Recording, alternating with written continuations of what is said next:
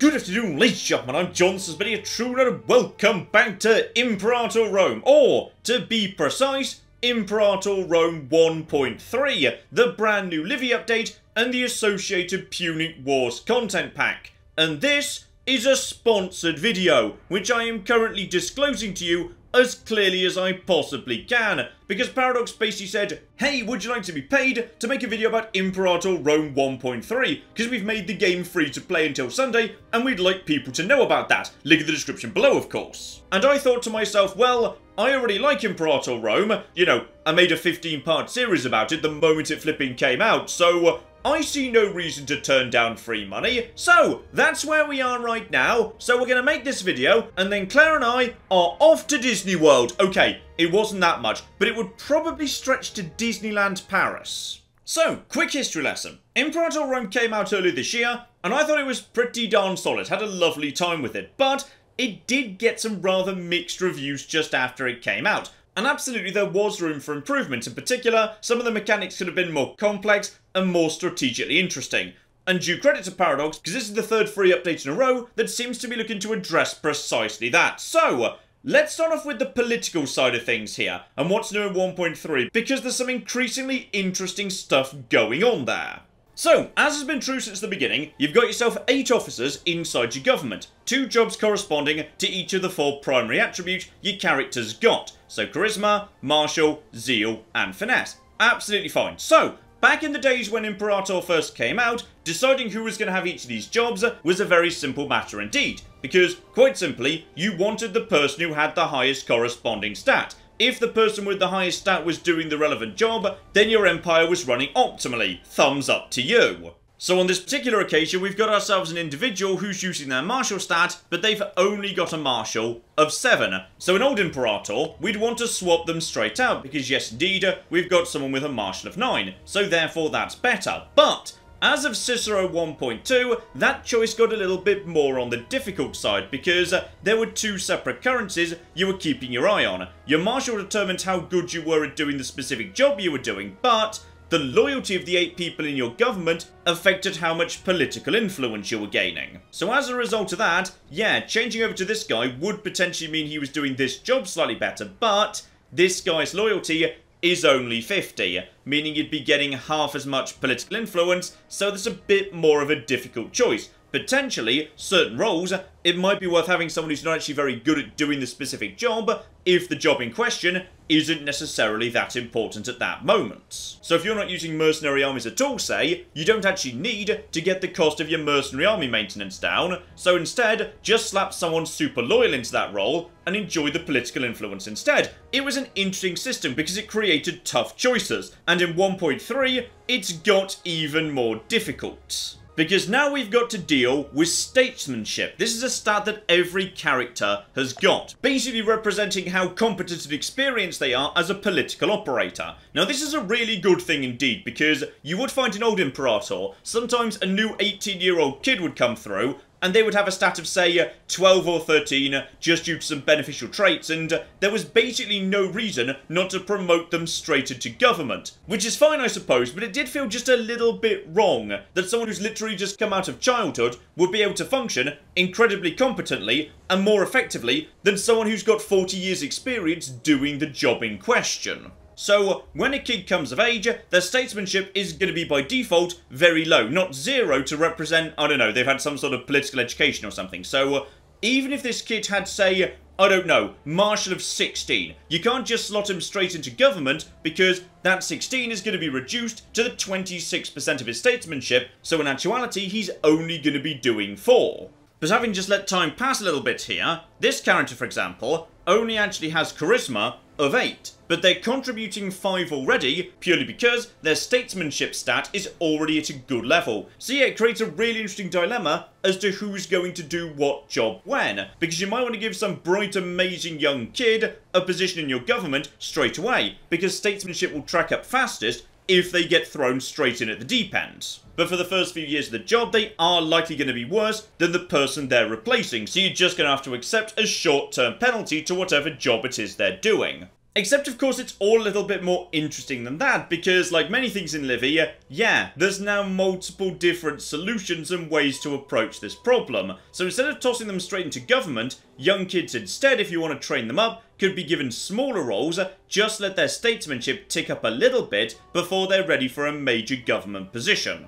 Researchers, for example, get a small boost to their statesmanship, and governors get a nice one too, though some people just make better politicians than others, and this actually makes traits more interesting than they used to be, because traits like scholar, ambitious, a few others, they all boost statesmanship. So the thing about people who are just naturally good politicians, they are going to simply have higher statesmanship than everybody else, because the way the bar works is somewhat interesting, which is, it doesn't just fill up naturally over time. Like many of the new mechanics that have been introduced into Imperator since 1.2, statesmanship instead wants to settle at a particular level, just like stability does, for example. So that experienced guy we were looking at a moment ago, he's actually a really good candidate to potentially remain as Chancellor. As Chancellor, he's getting plus 0.8 a month to his statesmanship, but because he's a scholar, he gets a bonus-free 0.1% that no one else would have. However, as his statesmanship ticks up and up and up, it starts slowing down and will eventually level out when the decay matches the gain,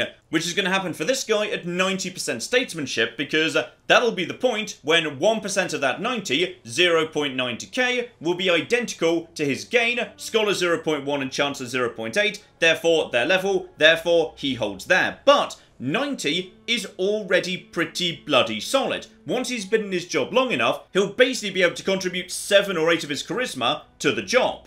Someone who's got 9 charisma but doesn't have access to scholar will ultimately settle at a lower level and thus might not be any better. So that's an interesting choice to make even before you start thinking about loyalty, because you've still got to consider political influence. So yeah, who does what job when just became a lot more complicated and a lot more interesting. Here we go, speak of the flipping devil, absolute perfect timing. We got a 16-year-old kid here, just come through, and he's got himself a very impressive charisma of 12. Very good indeed.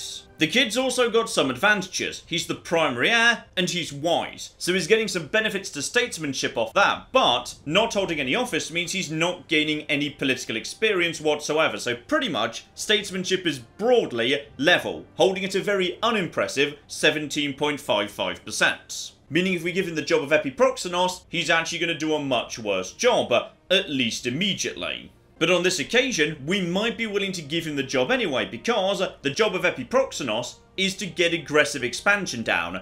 Aggressive expansion is currently 0. This guy's not actually doing anything at the minute, so as a result of that, this is an excellent opportunity to change over to a young kid who's going to have a chance to learn the ropes nice and quickly. So there we go, straight down to 2 immediately, but being wise at the primary heir and chancellor, this guy eventually will be able to max out statesmanship at 100, which is absolutely beautiful. So yeah, really interesting thing to watch out for these days. Whenever there's a good opportunity to, consider whether you might want to bring in someone new to start training. So if your aggressive expansion is actually at 0, bring in someone new to train to that position. Alternatively, if you've got no plans to sacrifice to the gods, bring someone new into that role. If you're not hiring any mercenaries, bring someone into that role. So yeah, all of a sudden you've got multiple different conflicting priorities. How good is someone at the job? How loyal are they? How politically experienced are they? And of course, the big one that just became a lot bigger, leading nicely into our second big discussion point, what's just happened to the great families. So, let's just very quickly nip back in time here. Welcome back to Imperator 1.2, where I've started a new game as Syracuse, which is a pretty small empire, all things considered. Like, you know, not exactly a major player, not the tiniest empire, but far from the largest. Because a mechanic that's been in Imperator from the beginning is, you've got to have the great families of your land having a certain proportion of jobs or a certain proportion of income. If they don't, they're scorned, they're not happy about it. And you may notice, I've immediately got scorned families in my empire. So, 2 families, straight away, the moment the game begins, have decided they're not receiving enough love and attention. And this is because straight off the bat, I've got myself 8 flipping families. 3 of a significant size, 1 very small one up there, and then 4 families of 1 person each. Meaning these 2 guys here just sort of have to be given a job, or they'll consider themselves scorned. It doesn't matter if they're terrible, and Servius Publilius right there is most definitely terrible, he either gets the job, or he considers himself scorned for the rest of the game. And because I don't want to give him a job, because he's terrible, his loyalty is just going to slowly start ticking down over time, forever. And eventually, he will consider himself disloyal, which I will not care about, because he has no power base whatsoever. And that's just Syracuse, that's a small territory. Start playing as Egypt, for example, and you've got 27 flipping families to take care of. 13 of which have only one member inside them. So yeah, it was kind of hard to actually manage these families, and more importantly, it was hard to get attached to them. It was hard to understand who was who, because there were just so many flipping families wandering about. You never really got to know who was related to who mattered, who didn't. So thank goodness we now live in the glorious future space age of Imperator Rome 1.3. Though you also may notice as we go back to Syracuse for a bit of compare and contrast, yeah, Sicily's had a bit of a change around. In fact, not just Sicily. Sicily's probably the most noticeable though, and probably the most welcome, because previously, yeah, Sicily was just 3 territories and 1 city-state, so pretty much you could just take the whole thing in a couple of wars very, very easily indeed if you're playing as Syracuse. So, yeah, having a bit more variety going on the island, very, very nice indeed, especially the little buffer state between Syracuse and Carthage, meaning it's much harder for one to just basically sucker punch the other. And these territories here, by the way, are in a lovely defensive league. So yeah, that's actually a nice little barrier between you and Carthage. Very, very nice indeed. Anyway, sorry, back to great families. The important bit, because great families are now very, very different indeed. If we go over to families now, there's only 3 of them. Everybody has been shoved into 3 great families.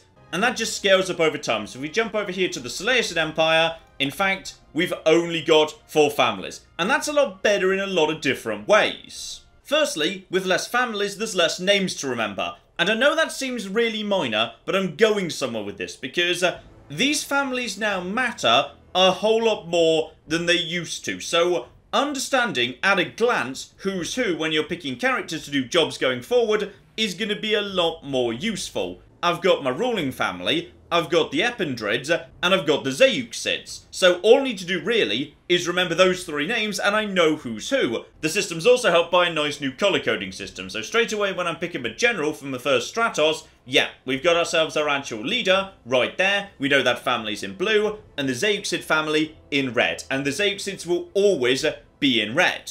And the reason it's important to get to know these guys at a glance is they're a lot more powerful and a lot more dangerous than they used to be because of the new way that power bases are calculated. So let's go over how this works here. Just like before, characters want jobs. A certain number of jobs, otherwise they're going to be scored. So you give them the jobs and they convert the jobs into prestige. Based on how much prestige they've got versus the other great families, that gets immediately translated into actual immediate power base, overwhelmingly belonging to the head of the family. So this guy over here has got himself a personal power base of about 40 odd strength, purely off the back of being the head of the family. Now, that's a bit of a problem because, as you may recall, civil wars kick off in this game if at least 25% of the total power base of characters and subjects are disloyal. And that can now happen much more easily than it used to. You see, right now the power base of the whole of Syracuse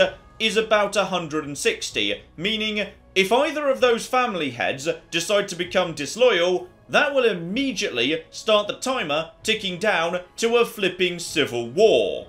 And because this guy over here has already got himself a rather impressive power base, guess what's happening to his loyalty? Yeah, it's ticking down. Slowly, sure, but it's already ticking down. He's not even got any loyal cohorts yet, but purely off the back of the fact he's powerful, he is going to slowly become more and more disloyal over time. Now in a monarchy, this isn't so complicated to deal with, because basically, all you need to do is try and accumulate as much power as you can inside your own ruling house. So the blue-coded house of me, yay, the king, we just give him control of the army. Marvellous. That accumulates a little bit more power in the hands of my family, meaning if those guys were to now go disloyal, one of them wouldn't be quite 25% by himself, but still, it will be terrifyingly close, and don't forget, that threshold's affected by stability. So if I wanted to, say, change the succession law, let's just do that immediately.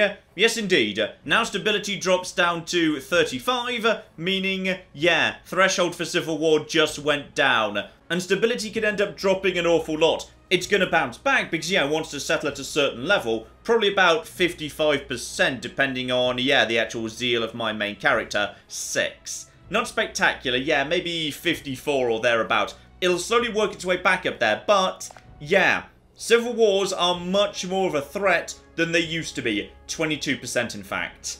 That's probably enough that, yeah, they might just be able to trigger that. And hilariously, of course, this adds even more things you need to think about when you're deciding who's gonna do what government job, because every position adds a certain amount of family prestige and adds a certain amount of power base to the individual in question. Meaning in monarchies, you might well want to start rigging the deck in favour of your ruling family. But in republics, however, things get even more flipping interesting. Because unlike in a monarchy, in a republic you don't want to accumulate power in any one family in order to ensure the smooth transition of power from one family member to another, because thanks to republican elections, everybody's gonna get their turn being ruler. So let's take this character right here, Quintus Fabius Rulianus. So, right now, he's got a lot of really good stuff going for him. As the head of the Fabii family, he gets a giant pile of power base off that. He's also the censor. He gets more power off that. He's also the leader of the militarist faction. He gets more power off that. And on top of that, he's likely to be the next consul. So move time along a bit, and it's a good time to be Quintus. These days, yeah, by default, he's the governor of Latium, because he's the consul, therefore, capital region size, plus 14 to his power base, ruler, plus 5, head of family, plus 40, wealth is looking good, and he's been hiring some soldiers with his private wealth as well. So, he's loyal at the minute because he's riding high, but he's also gaining a very large amount of prestige for his family. 357 prestige and rising fast, which is going to translate into a greater share of the national power base as time goes forward. So, the thing is, he's not going to be consul forever. And in 5 years' time, when he's not consul anymore, but he's, you know, much more prestigious, much more rich, much more talented, at that point, he might become a bit of a problem. Of course, we could just try and let him fade into obscurity, but because he's been leader, his statesmanship is going to be very, very high indeed, meaning he would actually be a highly competent member of our government if I wanted to put someone into that position. He could jump into any office and do a good job straight away. And on the other hand, of course, with a marshal of 10, he'd actually make a good general, but that of course would be catastrophically dangerous. Because with a few loyal cohorts under his belt, this guy's gonna be a real problem, because as the head of a family, that loyalty is always gonna be ticking down already. The last thing we need is him having troops. And yes, indeed, he would be the joint best person to do the job. Fortunately, there's someone else here, and you may notice, this person doesn't have a coloured banner over their name, and that's because this is a minor character. Another new system. Just because there's only a small number of major families doesn't mean literally everyone gets pulled from that pool. There are a load of people from other small families too, and they could do jobs just as competently. In fact, arguably, you might want to rely on them as far as possible, because they aren't going to get annoyed at being scorned and eventually turn on you en masse. That's not to say this guy doesn't have a power base, of course. I've just made him into a general, therefore he has a power base by default because he's commanding cohorts. And he happens to come with a bit of money, that provides him with a bit of power too. So he's got a not terrible power base of 25, but because he's not part of a family, he can't get scorned. He's never going to have the power base of being the head of a family. As a result of that, it's going to be much easier to keep him under control.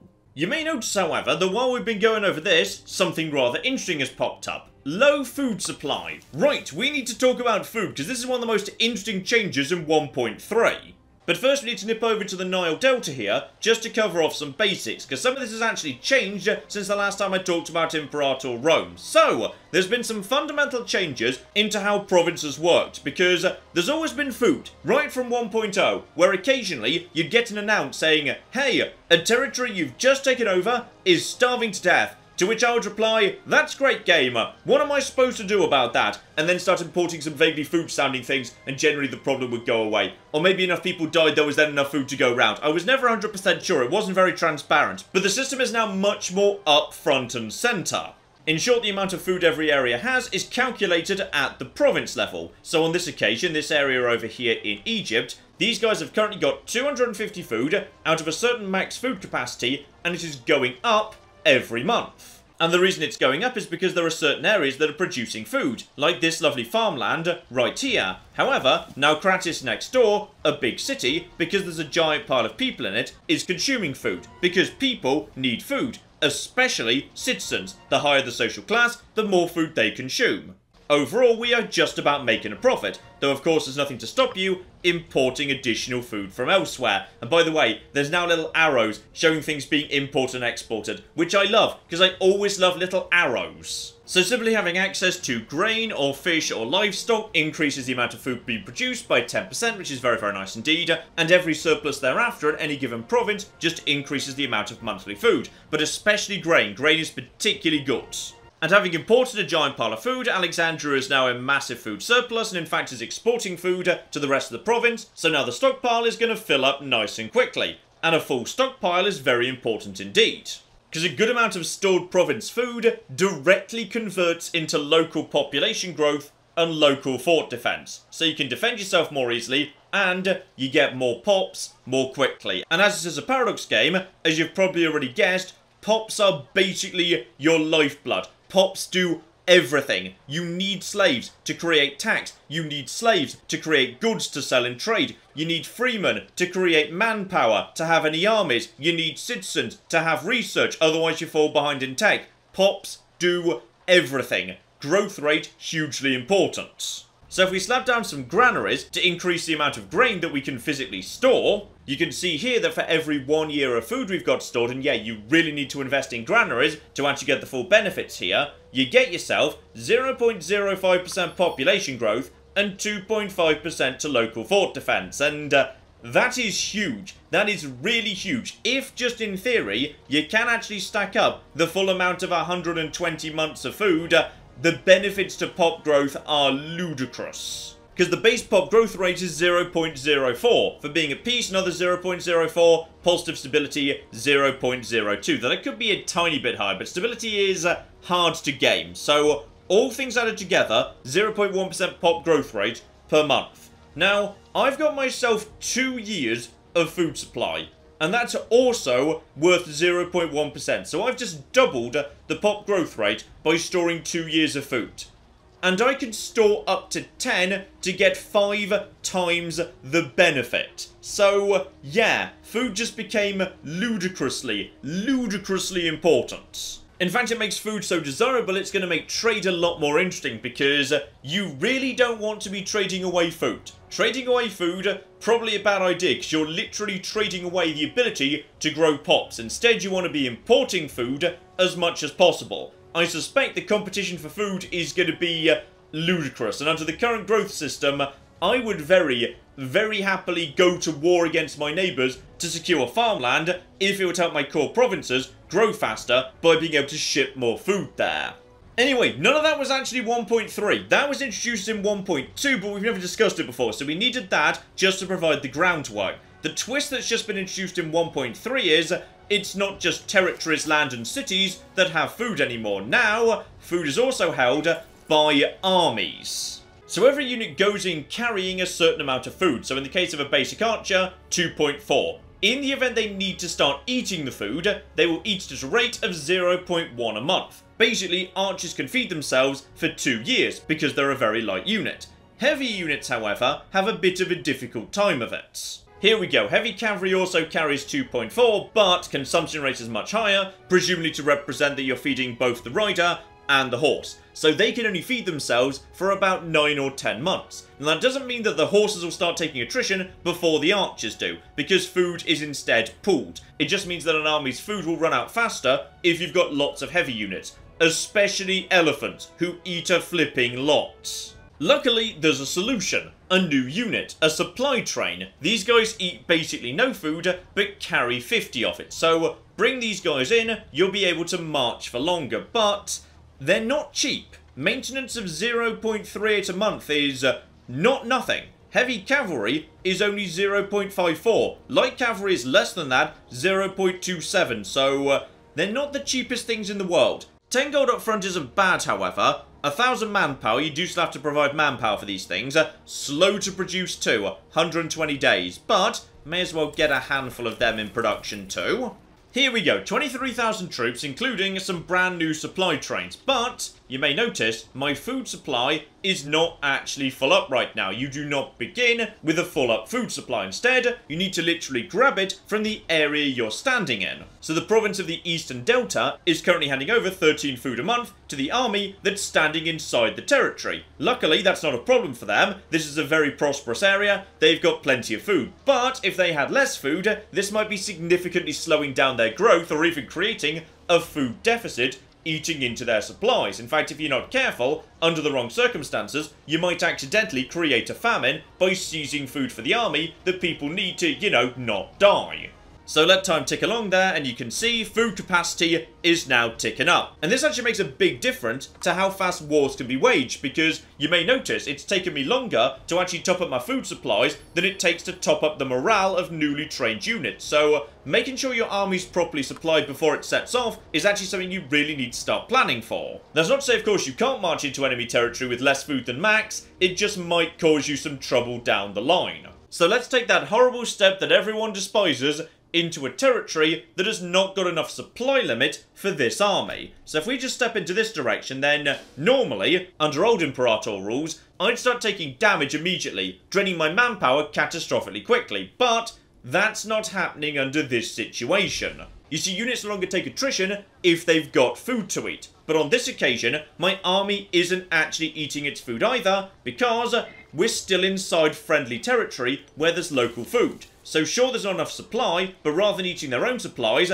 they're just grabbing supplies from the locals. But what if we just started a very small little war with Phrygia, say? Yeah, screw you, Phrygia. So what we're now going to do is step over into somebody else's territory. So at this point, I am now massively over the local supply limit. However, I'm no longer in friendly territory. This bar goes red, and now I'm going to start eating into my supplies. But I did bring some supply trains with me, so I've got myself absolutely flipping loads of food. Now, the base amount of food I need to survive is 4.7, but that's multiplied up depending on how far over the supply limit you are. So, on this occasion, I'm quite a lot over the supply limit, so my troops aren't really able to forage at all. As a result of that, I'm going to be eating 6.69 food every single month out of my supply of 168. In short, I can keep going for about 3 years, which is great, because that means for that entire time, I'm not taking attrition, I'm not draining my manpower, everything's great. So bring a giant pile of food with you, you can actually operate behind enemy lines much more effectively. Because yeah, back in the old Imperator,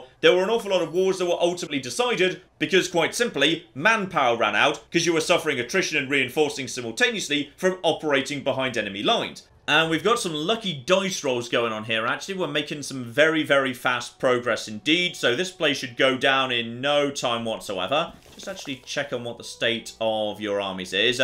37 cohorts.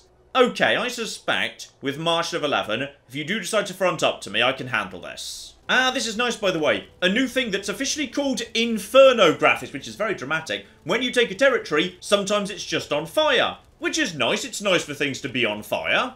And here's another really important part of how war operates now, which is, now I've taken over the capital of this province, I'm now actually absorbing food from the local area. You need to take over the capital to do that, but you can replenish your food supplies behind enemy lines, meaning now it's much easier for wars to go on much longer without dragging out into huge attrition grinds. So let's say we wander off in this direction.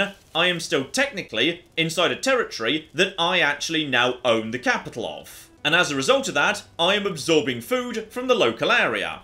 Unfortunately, the local area is not producing as much food as I need to restock my own food supplies. And as a result of that, I'm actually reducing the total pool of province food, hitting their growth rate. But it's not a major deal, I'm sure it's all absolutely fine. So basically, if you just very cautiously move forward, take the capitals, rest for a minute, get your food supplies back, you can use one huge army to engage in major campaigns. Now that's really, really damn good, because in Old Imperator, you couldn't really do that. One big army was a terrible idea, because attrition would tear it to shreds, because you'd be so far over the supply limit. So instead, if I was going to attack Phrygia in Old Imperator, I'd have to do it this way. We'd have maybe an army of 5,000, another army of 5,000, another army of 5,000, another army of 5,000. We'd just have them moving around independently, territory to territory, taking them over one by one, which is all fine, right up to the point where you see the Phrygian army marching in from the north, all together, at which point you'd suddenly panic, grab all your armies, bring them together into one, desperately try and put together an army in time to actually have a battle. The moment the battle's over, you have to pause the game, start splitting the armies out again, because suddenly you're taking giant piles of attrition.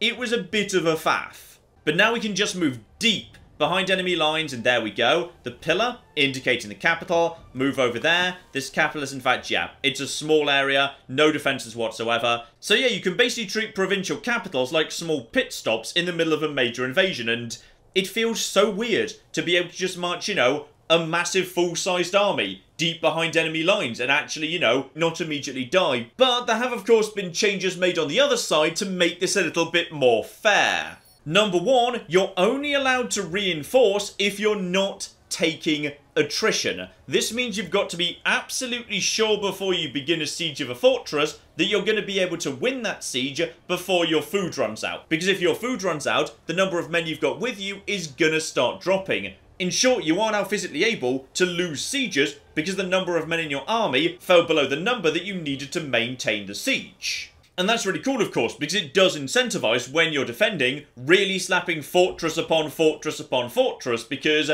if you can just keep the enemy busy long enough, you might be able to leave them starving behind enemy lines and completely unable to reinforce. So in short, if you stay on top of your food, you can operate much more effectively behind enemy lines. However, if you run out of food, you're in a flipping lot of trouble, because bear in mind, this is the enemy's territory. Food is not a concern for them, they can just pull it out of all the local areas. So basically, food does give a home team defender's advantage, which is really damn cool. And on top of that, of course, if you can beat your opponent in a battle and take out their supply trains, there might suddenly be a lot less food floating around than you were expecting. Now, supply trains will stay back, but if you can win a crushing victory, you can still take them out. And in fact, you can see here, I came close to running out of food right there, even though I had like 3 years of food supply, because you don't know how long a siege is going to last in this game. A siege takes a variable amount of time. There's dice rolling going on. It's partly up to luck, so I ran out of maybe 3/4 of my food before that settlement was done.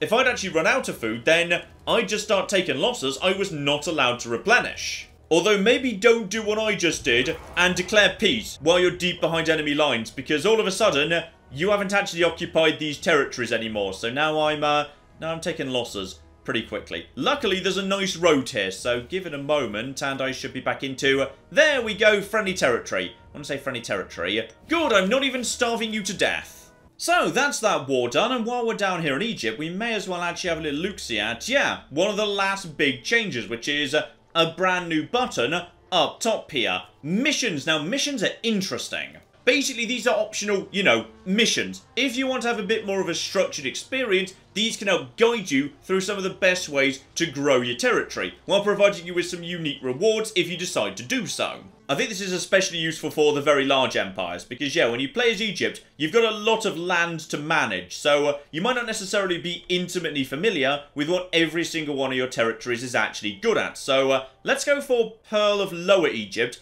and start developing all of this land down over here. So here we go, Fruits of Eastern Delta. Basically, the game's trying to indicate to me, hey, this bit of your empire is really, really damn good at producing food, so you should really build it up accordingly. So all settlements that can produce food need to be built up to actually be producing food. Right, well that's absolutely fine, because yeah, these days, you've got proper cities that act just like cities used to in Old Imperator, but you've also got basic settlements, which is rather nice. I think this is a beautiful touch, by the way. Only cities actually have buildings present. Small settlements have no buildings present at all, which makes the cities that are on the map feel a bit more special, which is kind of nice. I do like that. I think that's lovely. So this territory over here is a small settlement. If I wanted to, I could actually convert it into a city, but as it's a food-producing district, I probably would rather just keep it producing food and use it to support the nearby cities. So, settlement buildings, slightly more limited supply here, but as there is in fact food, grain to be precise, I can actually just lay down a farming settlement. Beautiful. And we basically need to do that in all of these settlements around here. There we go, farming settlements done. And because that's done, I'm allowed to have 10 years of local monthly food modifier plus 20%, which is very nice indeed. And with that complete, we immediately move on to a couple more missions. So bread and circuses is immediately available. There's enough food stockpiled here that this territory I just upgraded, I could swap out 600 food for plus 15% to National Freeman Happiness, boosting their output, which I'd say is worth doing because pretty sure this place is... yeah, this place is at capacity right now, so we may as flippin' well. So yeah, that one can just be instantly completed. Absolutely lovely. But because we did that, we didn't do this one, because yeah, sometimes you've got a choice between the two. So the other one would actually have given me a unique building, food depot, so arguably, I should have gone for that one. So yeah, do keep an eye out, because you're very often given choices. Anyway, these here missions lead us very nicely into the Punic Wars content pack, because that's the largest part of that. So for example, if you start playing a new campaign as Carthage, straight away you've got 3 missions available. So one pertaining to Sicily, another relates to just improving your holdings in Africa, and one relates to your African neighbours, Numidia. So basically all of these are big, complicated quest trees, providing some interesting, unique rewards, just to provide your campaign with a bit of structure. So again, these are 100% optional. You don't have to do any of these. You can just pick a country anywhere you want and just do your own thing. But if you'd like a more structured narrative campaign, could be really, really interesting indeed. So for example, the Numidian missions provide some really nice benefits. So when you're trying to take over this territory, for example, yeah, you could just have a bunch of people just immediately flipping to Punic culture. Alternatively, pop assimilation speed up 10%. Useful stuff for locking down Africa. And Rome, of course, on the other side of the Punic Wars has exactly the same. Starting off with 2 big mission trees here, with, as I understand it, another 8 beyond this. So yeah, there's a lot of missions to do if you want to go down that route.